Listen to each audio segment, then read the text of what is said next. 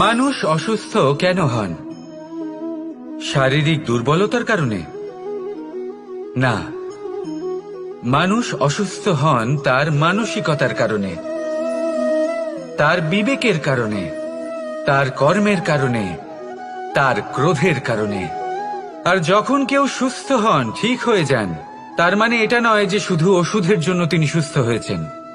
না, এটা কারোর তার প্রতি প্রেমের প্রভাব, বিশ্বাসের প্রভাব, সম্বলের প্রভাব। শুধুমাত্র ওষুধ দিয়ে কিছুই হয় না। যদি মনে প্রেম থাকে, বিবেক থাকে, বিশ্বাস থাকে, সম্বল থাকে, তবেই সেই ওষুধ কাজ করতে পারে। তাই মনে রাখবেন, এই জীবন হলো অত্যন্ত ছোট। মনে প্রেম ভাব রাখুন, মিত্রতা করুন, শত্রুতা নয়। ভালোবাসুন, বিদ্বেষ নয়। আর এই ভালোবাসার সাথেই বলুন রাধা রাধা। মানুষ নিজের জীবনে ঈশ্বরকে খুব মান্য করে, ওনার জন্য কি না করে। ভিন্ন ভিন্ন নামে তাকে স্মরণ করে, তাকে পুজো করে, তার আরাধনা করে। সে জানে যে ঈশ্বর তাকে শক্তি অবশ্যই দেবেন, তাকে সাহায্য অবশ্যই করবেন। কিন্তু যখন প্রশ্ন আসে গুরু এবং ঈশ্বরের, তখন গুরুর মান কখনো কম হওয়া উচিত নয়। কারণ সত্যি বলতে কি, গুরুই হলেন সেই সিঁড়ি যা বেয়ে আপনি ঈশ্বরের কাছে পৌঁছনোর পথ খুঁজে পাবেন। সেই পথ আপনি গুরুর থেকেই পাবেন। গুরু না থাকলে আপনি কখনো ঈশ্বর লাভ করতেই পারবেন না। আর জীবনে অনেক সময় লক্ষ্যের থেকেও অনেক বেশি গুরুত্বপূর্ণ হলো পথ।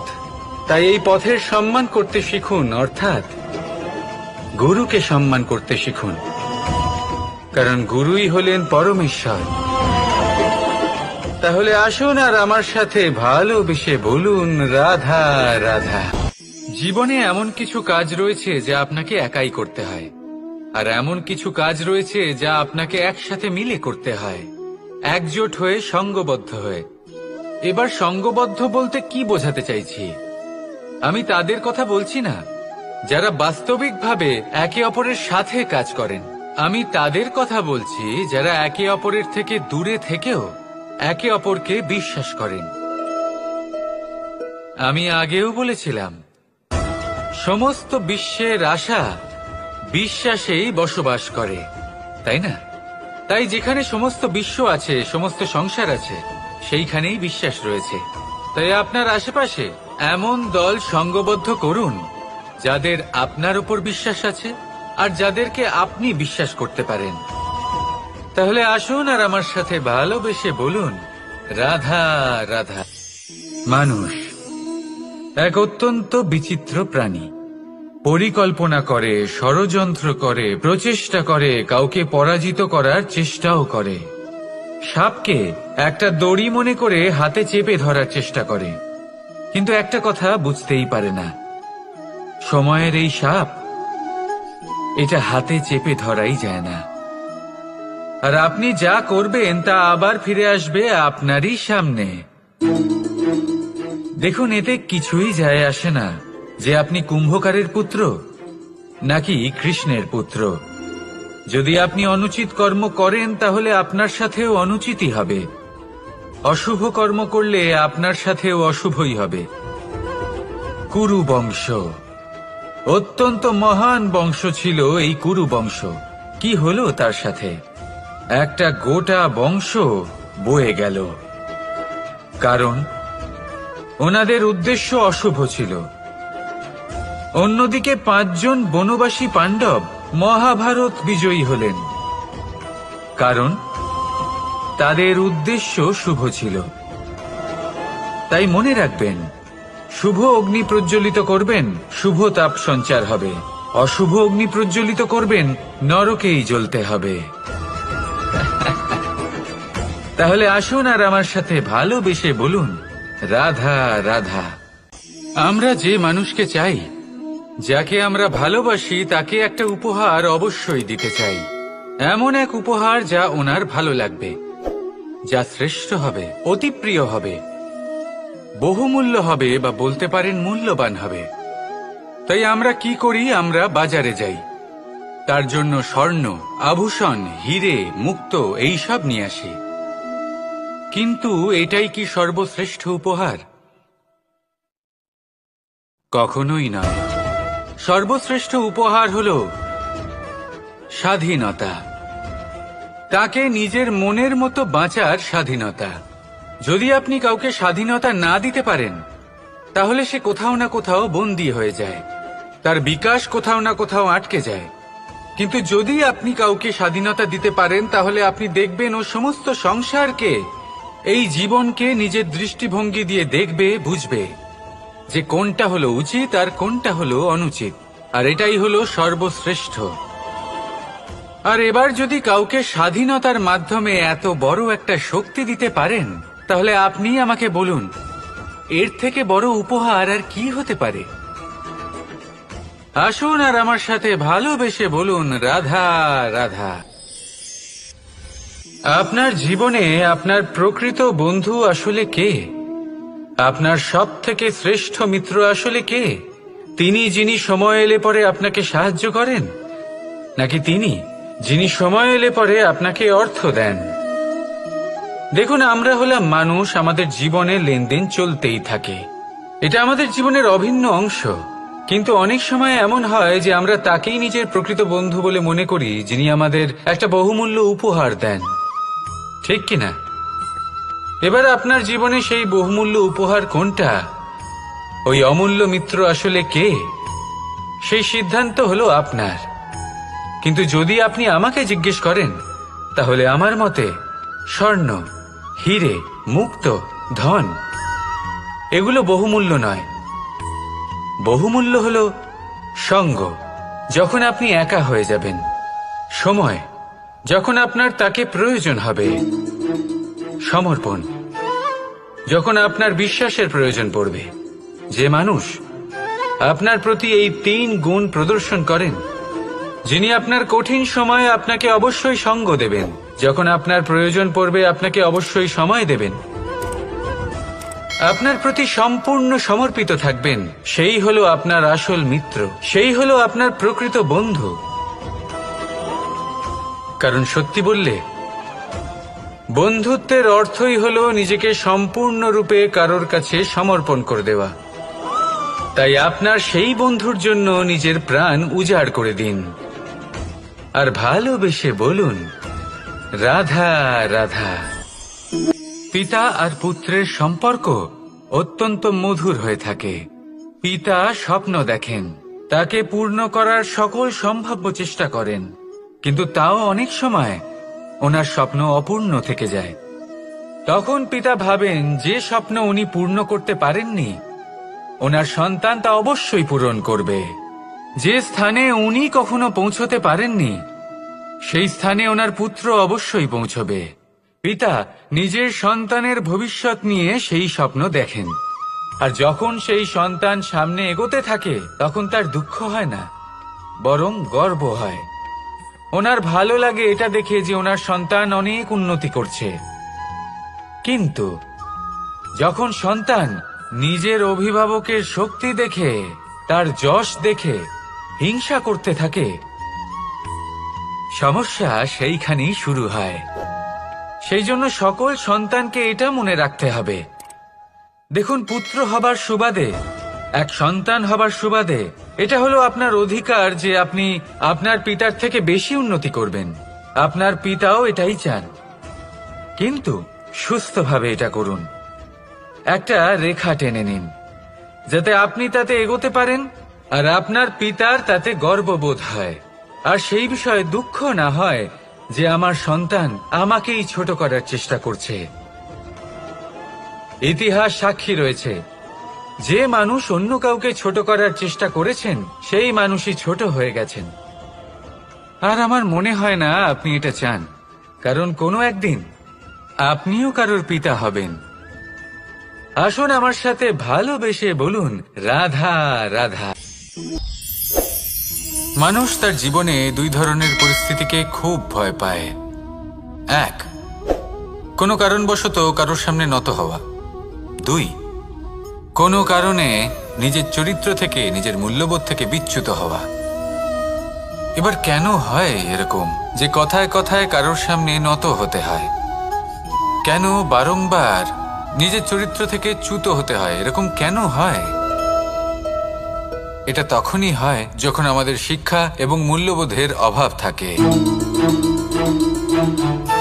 যদি মানুষের মধ্যে প্রকৃত শিক্ষা থাকে তাহলে এই সংসারে কোনো সময় এবং কারোর সামনেই নত হওয়ার কোনো প্রয়োজন নেই। যদি মানুষের মধ্যে মূল্যবোধ থাকে তাহলে তাকে নিজের মূল্যবোধ বা চরিত্র থেকে বিচ্যুত হতে হয় না, তা সে যাই হয়ে যাক না কেন। কোনো বালককে যদি জন্ম থেকেই সুশিক্ষার অধিকারী করা হয়, শিক্ষিত করা হয়, মূল্যবোধের অধিকারী করা হয়, তবে সে এই সংসারে এমন কর্ম করবে যাতে সে নিজেকে, নিজের পরিবারকে, সমগ্র সমাজকে গর্বিত করতে পারে।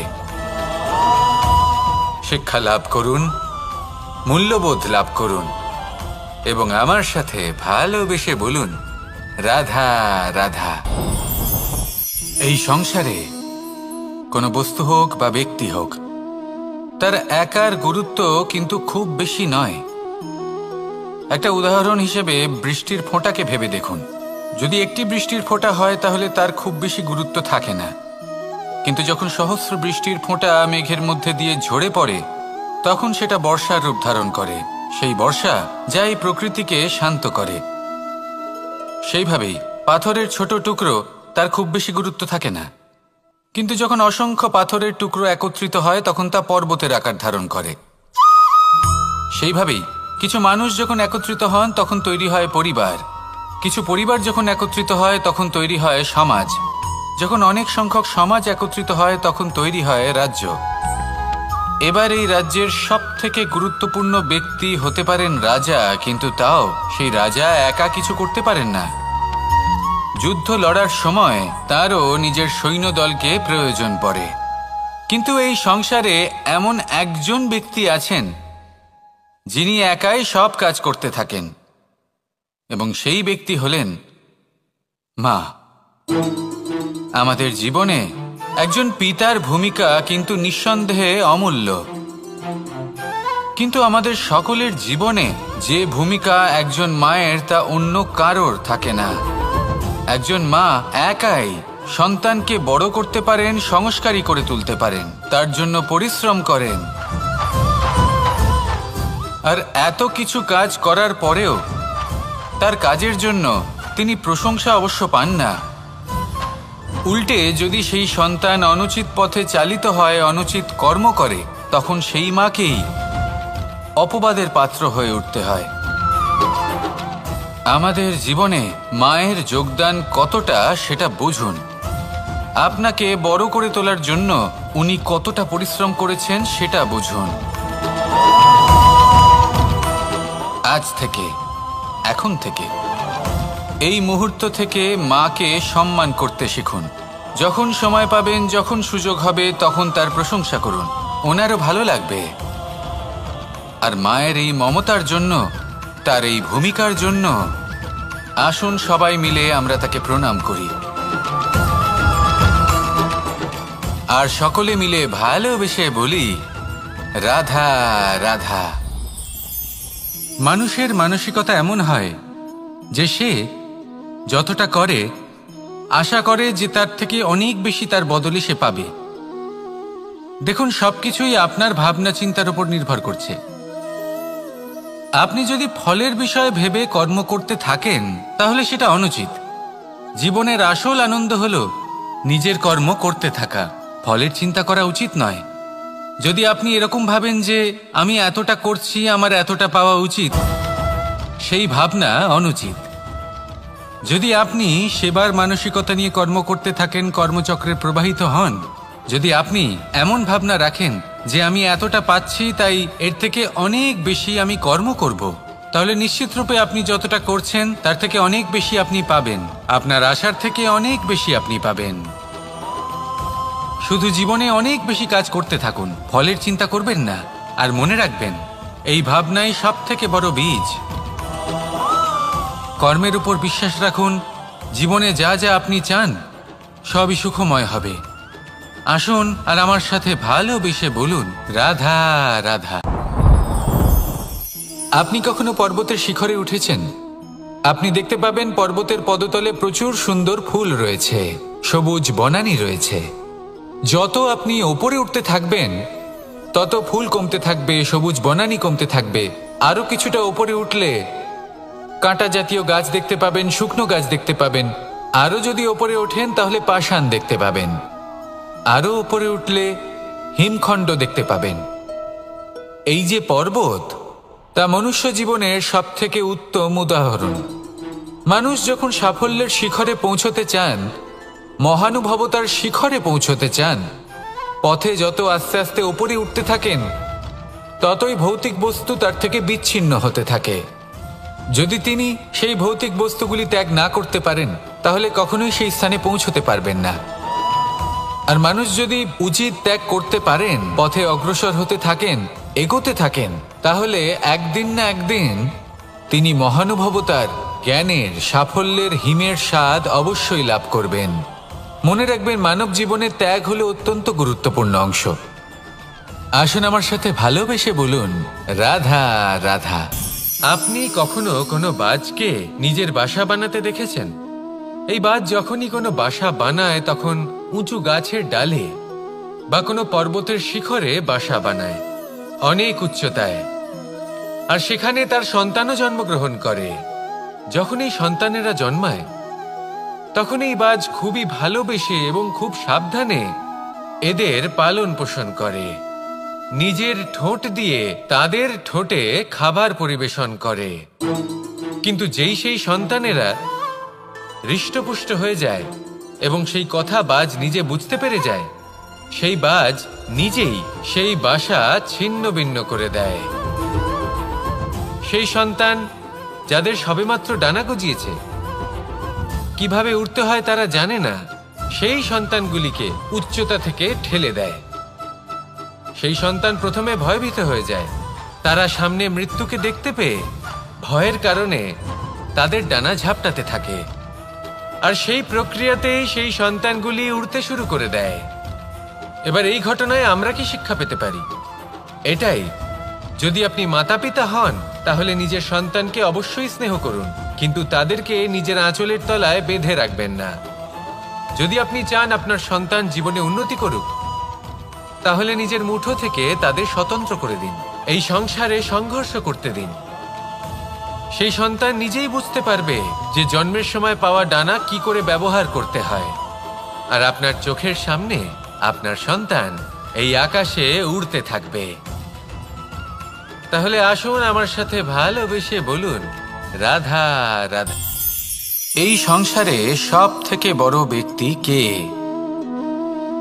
আপনি বলবেন, এ কেমন ধরনের প্রশ্ন? কিন্তু এটা হলো সব থেকে উচিত প্রশ্ন। কেউ এর উত্তর দেবে যে সেই মহাপ্রতাপী রাজা, তিনি হলেন সব থেকে বড় ব্যক্তি, সেই বড় রাজনীতিবিদ, তিনিই সব থেকে বড় ব্যক্তি। আমি আপনাকে জানাই যে সংসারের সব থেকে বড় ব্যক্তি হলেন তিনি, যার সাথে দেখা করলে আপনি নিজেকে ছোট মনে করবেন না। কোনো ব্যক্তি যিনি সব থেকে বেশি শক্তিশালী, আপনি যদি তার সামনে যান, তাহলে উনি আপনার অন্তরের শক্তিকে বাইরে বের করে আনবে। আপনার অন্তরের লুকিয়ে থাকা শক্তিকে জাগ্রত করতে প্রেরণা প্রদান করবে। তিনি হলেন বড় ব্যক্তি, তিনি হলেন মহান ব্যক্তি। তিনি নন যিনি নিজের বল এবং ঐশ্বর্য দ্বারা আপনাকে তার সামনে ছোট প্রমাণ করবেন। এবং সেই জন্য মহাদেব আমার আরাধ্য হলেন আমার খুব প্রিয়।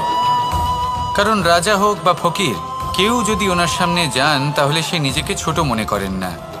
আপনিও যদি জীবনে অনেক বড় হতে চান, তাহলে কাউকে কখনো নিজেকে ছোট মনে করতে দেবেন না। তার অন্তরে বড় হয়ে ওঠার প্রেরণা প্রদান করুন। আসুন আমার সাথে ভালোবেসে বলুন, রাধা রাধা। সূচের শেষে একটি ছিদ্র থাকে, যার দ্বারা আমরা এই সুতো পরাতে পারি। আর তারপর সূচের সাহায্যে এই সুতো দিয়ে বস্ত্র সেলাই করা যায়। কিন্তু যদি সুতোটা সোজা করে ধরা না হয়, তাহলে সূচে কখনো এই সুতো পরানোই সম্ভব নয়। যদি এতে কোনো গিঁট পড়ে, তখন তা কখনোই এই ছিদ্র দ্বারা প্রবেশ করা সম্ভব নয়। ঠিক এইভাবেই যদি আপনি কারোর জীবনে প্রবেশ করতে চান, কারোর অন্তরে প্রবেশ করতে চান, তাহলে আপনাকেও সহজ থাকতে হবে। এতে কোনো গিট থাকলে চলবে না, অর্থাৎ মনে যাতে কোনো মালিন্য না থাকে, যেন কোনো কুচিন্তা না থাকে। যদি এসব থাকে তাহলে আপনি কখনো কারোর জীবনে প্রবেশ করতে পারবেন না। আর যদি কোনোভাবে আপনি প্রবেশ করেও যান তাহলে তার মনে ঘর করতে পারবেন না। নিজেকে এই সুতোর মতন করে তুলুন, সহজ। মনে যেন কোনো কুচিন্তা না থাকে, সবার প্রতি যেন সদ্ভাবনা থাকে, শুভ চিন্তা থাকে। এমনটা করতে থাকুন। এমন একটা দিন আসবে যেদিন এই সমস্ত সংসারের ব্যক্তির মনে আপনি বাস করবেন, আর তখন এই মন প্রসন্ন হয়ে বলবে, রাধা রাধা। কথায় আছে যে এমন কোনো অক্ষর নেই যার দ্বারা কোনো মন্ত্র হয় না, এমন কোনো বনস্পতি নেই যা নিজেই একটা ঔষধি নয়, পৃথিবীর এমন কোনো ব্যক্তি নেই যার মধ্যে কোনো যোগ্যতা থাকে না। শুধু প্রয়োজন হলো যে ব্যক্তিকে আমরা খুঁজে চলেছি তাকে সঠিকভাবে চিনে নেওয়া। যদি তার যোগ্যতা, তার বিশেষত্ব আমরা বুঝতেই না পারি, তাহলে আর লাভ কি রইল? এই সংসারে এমন অনেক ব্যক্তি রয়েছেন যারা ছোট ছোট অসফলতার কারণে আপনাকে এটা বলে দেবে যে আপনি কোনো কাজের নন, আপনি হলেন মূর্খ, আপনি কিছুই করতে পারবেন না। এইসব কথায় কখনোই বিশ্বাস করবেন না, কারণ আপনি এবং প্রত্যেকটি জীব এই পরমাত্মা এবং এই প্রকৃতির সৃষ্টি, যা অত্যন্ত বিশেষ। যদি আপনাকে উদাহরণ দিই তাহলে একদিকে আছে তরোয়াল, একটা বড় লম্বা তরোয়াল যার দ্বারা যুদ্ধ করা যায়, জয়লাভ করা যায়। আর অন্যদিকে রয়েছে একটা ছোট্ট সূচ, কিন্তু যে কাজ একটা ছোট্ট সূচ করতে পারে তা একটা তরোয়াল দ্বারা সম্ভব নয়। এর অর্থ হলো এটাই যে প্রত্যেকটা রচনা অত্যন্ত অমূল্য এবং অত্যন্ত বিশেষ হয়। তাহলে বিশ্বাস রাখুন যে আপনি অত্যন্ত বিশেষ একজন, আর প্রেমের সাথে বলুন, রাধা রাধা। এটা হলো ধান গাছ। এর থেকে যে চাল উৎপন্ন হয় তা মানুষ গ্রহণ করেন। আর এটা কি? এ হলো জংলি ঘাস। একবার ভেবে দেখুন, যদি এই জংলি ঘাস ধান গাছের আশেপাশে থাকে তাহলে কি হবে? ধান উৎপন্ন হতে পারবে? তা উৎকৃষ্ট হতে পারবে? আমরা কি তা গ্রহণ করতে পারবো? কখনোই নয়। এই জংলি ঘাস ধানকে নষ্ট করে দেবে, কিন্তু নিজে জীবিত থাকবে। এটাই হলো আজকের শিক্ষা। এই সংসারে যদি আপনি নীতির পথে চলতে চান, উচিত কর্ম করতে চান, সংসারকে সেবা করতে চান, তাহলে জংলি ঘাসের মতো ব্যক্তিদের থেকে সবসময় দূরে থাকতে হবে।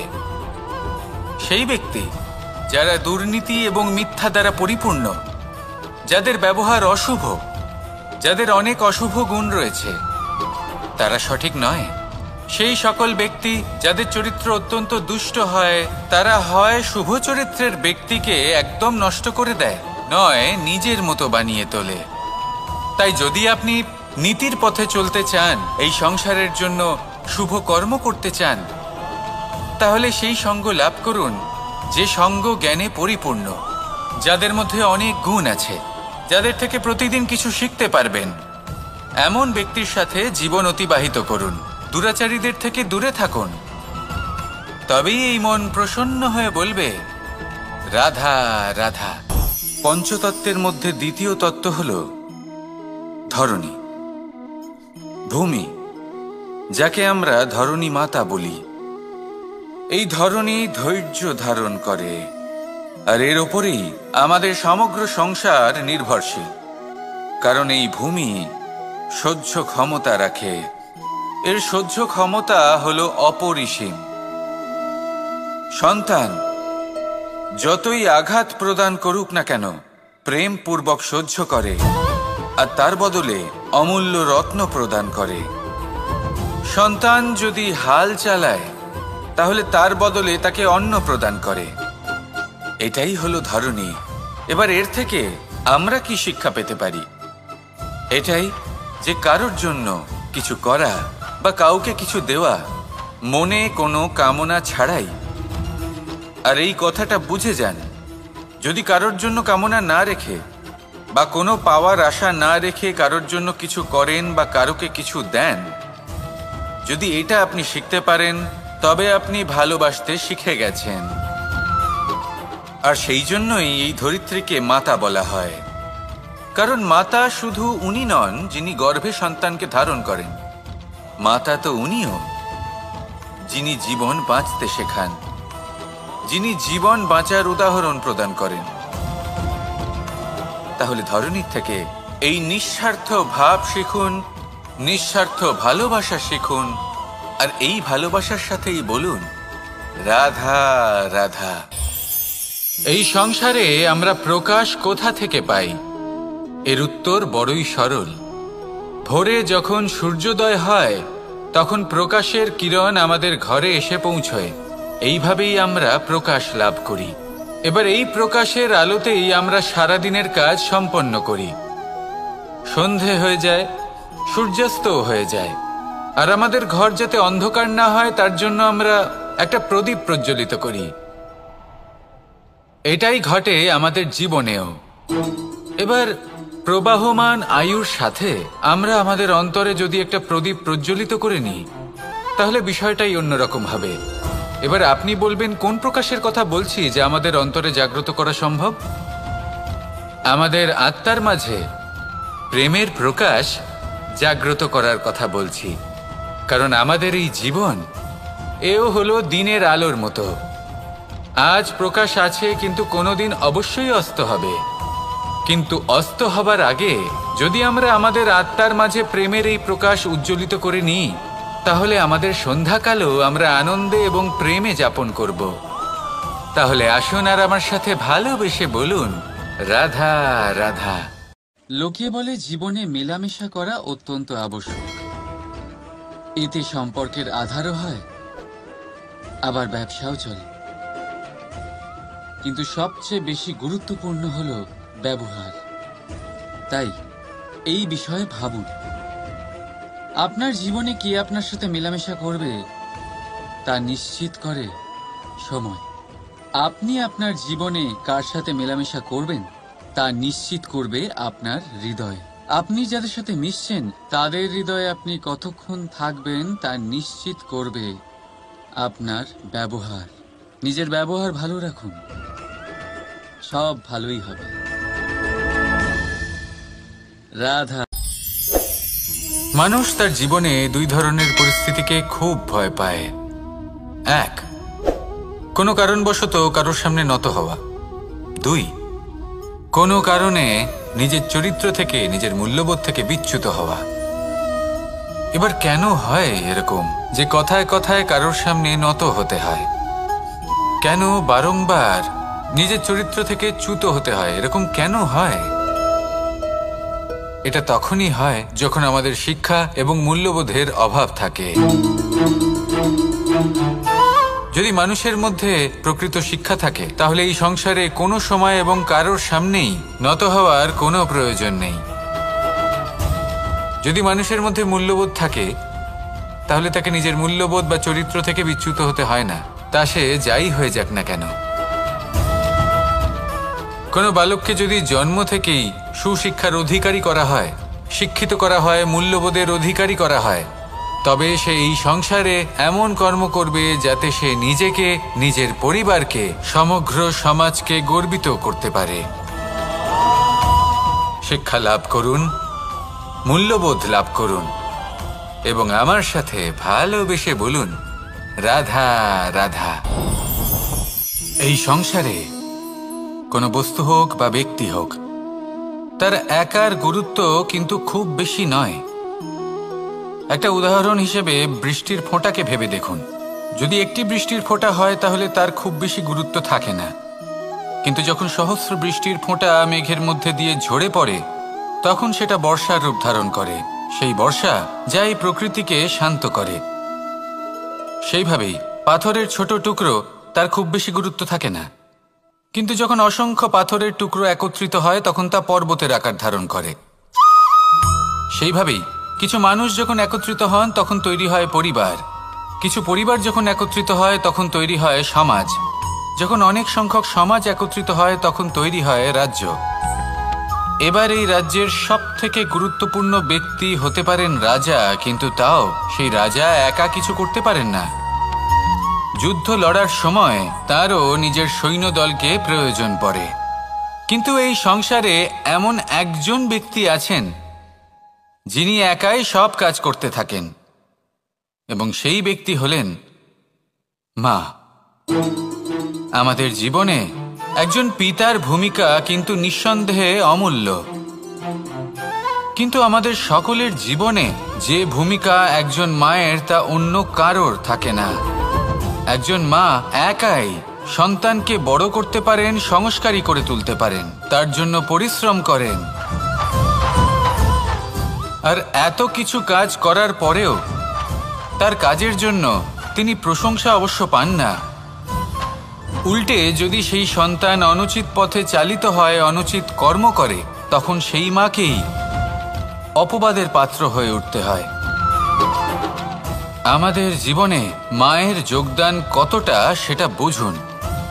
আপনাকে বড় করে তোলার জন্য উনি কতটা পরিশ্রম করেছেন সেটা বুঝুন। আজ থেকে, এখন থেকে, এই মুহূর্ত থেকে মাকে সম্মান করতে শিখুন। যখন সময় পাবেন, যখন সুযোগ হবে, তখন তার প্রশংসা করুন, ওনারও ভালো লাগবে। আর মায়ের এই মমতার জন্য, তার এই ভূমিকার জন্য আসুন সবাই মিলে আমরা তাকে প্রণাম করি,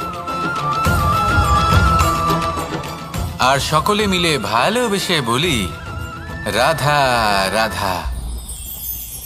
মানুষের মানসিকতা এমন হয় যে সে যতটা করে আশা করে যে তার থেকে অনেক বেশি তার বদলে সে পাবে। দেখুন, সবকিছুই আপনার ভাবনা চিন্তার উপর নির্ভর করছে। আপনি যদি ফলের বিষয়ে ভেবে কর্ম করতে থাকেন তাহলে সেটা অনুচিত। জীবনের আসল আনন্দ হলো নিজের কর্ম করতে থাকা, ফলের চিন্তা করা উচিত নয়। যদি আপনি এরকম ভাবেন যে আমি এতটা করছি, আমার এতটা পাওয়া উচিত, সেই ভাবনা অনুচিত।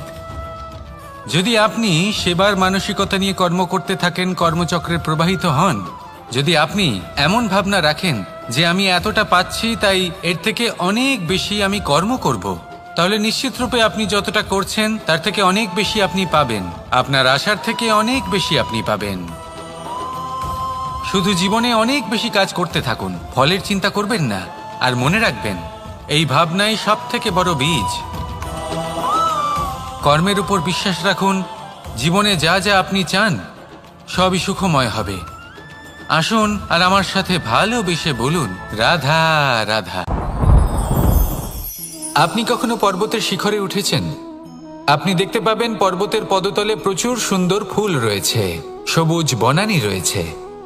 যত আপনি ওপরে উঠতে থাকবেন তত ফুল কমতে থাকবে, সবুজ বনানী কমতে থাকবে। আরো কিছুটা ওপরে উঠলে কাঁটা জাতীয় গাছ দেখতে পাবেন, শুকনো গাছ দেখতে পাবেন। আরো যদি ওপরে ওঠেন তাহলে পাষাণ দেখতে পাবেন। আরো উপরে উঠলে হিমখণ্ড দেখতে পাবেন। এই যে পর্বত, তা মনুষ্য জীবনের সব থেকে উত্তম উদাহরণ। মানুষ যখন সাফল্যের শিখরে পৌঁছতে চান, মহানুভবতার শিখরে পৌঁছতে চান, পথে যত আস্তে আস্তে উপরে উঠতে থাকেন ততই ভৌতিক বস্তু তার থেকে বিচ্ছিন্ন হতে থাকে। যদি তিনি সেই ভৌতিক বস্তুগুলি ত্যাগ না করতে পারেন তাহলে কখনোই সেই স্থানে পৌঁছতে পারবেন না। আর মানুষ যদি উচিত ত্যাগ করতে পারেন, পথে অগ্রসর হতে থাকেন, এগোতে থাকেন, তাহলে একদিন না একদিন তিনি মহানুভবতার, জ্ঞানের, সাফল্যের হিমের স্বাদ অবশ্যই লাভ করবেন। মনে রাখবেন, মানব জীবনের ত্যাগ হলো অত্যন্ত গুরুত্বপূর্ণ অংশ। আসুন আমার সাথে ভালোবেসে বলুন রাধা রাধা। আপনি কখনো কোনো বাজকে নিজের বাসা বানাতে দেখেছেন? এই বাজ যখনই কোনো বাসা বানায় তখন উঁচু গাছের ডালে বা কোনো পর্বতের শিখরে বাসা বানায়, অনেক উচ্চতায়। আর সেখানে তার সন্তানও জন্মগ্রহণ করে। যখন এই সন্তানেরা জন্মায় তখন এই বাজ খুবই ভালোবেসে এবং খুব সাবধানে এদের পালন পোষণ করে। নিজের ঠোঁট দিয়ে তাদের ঠোঁটে খাবার পরিবেশন করে। কিন্তু যেই সেই সন্তানেরা হৃষ্টপুষ্ট হয়ে যায় এবং সেই কথা বাজ নিজে বুঝতে পেরে যায়, সেই বাজ নিজেই সেই বাসা ছিন্ন ভিন্ন করে দেয়।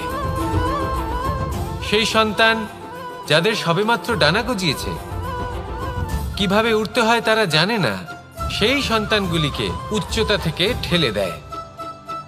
সেই সন্তান প্রথমে ভয়ভীত হয়ে যায়। তারা সামনে মৃত্যুকে দেখতে পেয়ে ভয়ের কারণে তাদের ডানা ঝাপটাতে থাকে, আর সেই প্রক্রিয়াতেই সেই সন্তানগুলি উড়তে শুরু করে দেয়। এবার এই ঘটনায় আমরা কি শিক্ষা পেতে পারি?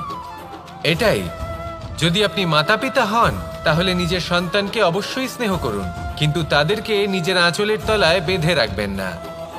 যদি আপনি চান আপনার সন্তান জীবনে উন্নতি করুক, তাহলে নিজের মুঠো থেকে তাদের স্বতন্ত্র করে দিন। এই সংসারে সংঘর্ষ করতে দিন। সেই সন্তান নিজেই বুঝতে পারবে যে জন্মের সময় পাওয়া ডানা কি করে ব্যবহার করতে হয়। আর আপনার চোখের সামনে আপনার সন্তান এই আকাশে উড়তে থাকবে। তাহলে আসুন আমার সাথে ভালোবেসে বলুন, রাধা রাধা। এই সংসারে সব থেকে বড় ব্যক্তি কে? আপনি বলবেন এ কেমন ধরনের প্রশ্ন, কিন্তু এটা হলো সব থেকে উচিত প্রশ্ন। কেউ এর উত্তর দেবে যে সেই মহাপ্রতাপী রাজা, তিনি হলেন সব থেকে বড় ব্যক্তি, সেই বড় রাজনীতিবিদ, তিনিই সব থেকে বড় ব্যক্তি। আমি আপনাকে জানাই যে সংসারের সব থেকে বড় ব্যক্তি হলেন তিনি, যার সাথে দেখা করলে আপনি নিজেকে ছোট মনে করবেন না।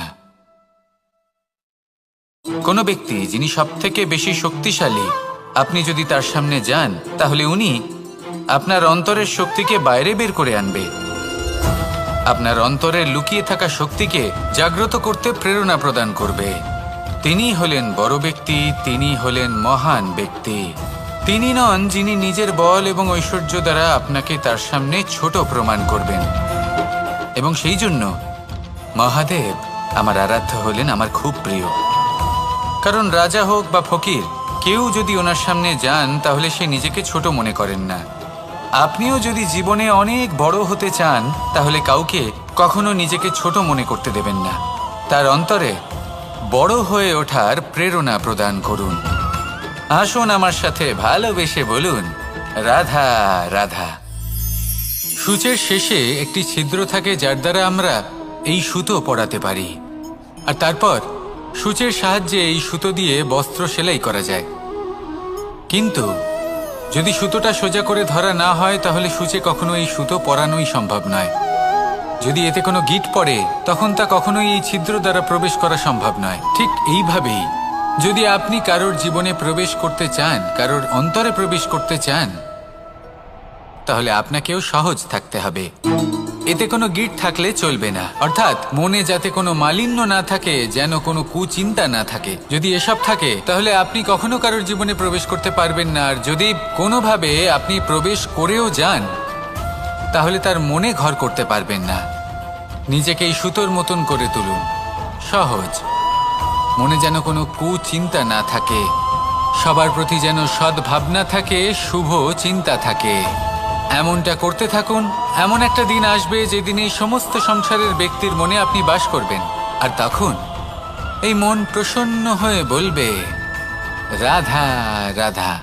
কথায় আছে যে এমন কোনো অক্ষর নেই যার দ্বারা কোনো মন্ত্র হয় না, এমন কোনো বনস্পতি নেই যা নিজেই একটা ঔষধি নয়, পৃথিবীর এমন কোনো ব্যক্তি নেই যার মধ্যে কোনো যোগ্যতা থাকে না।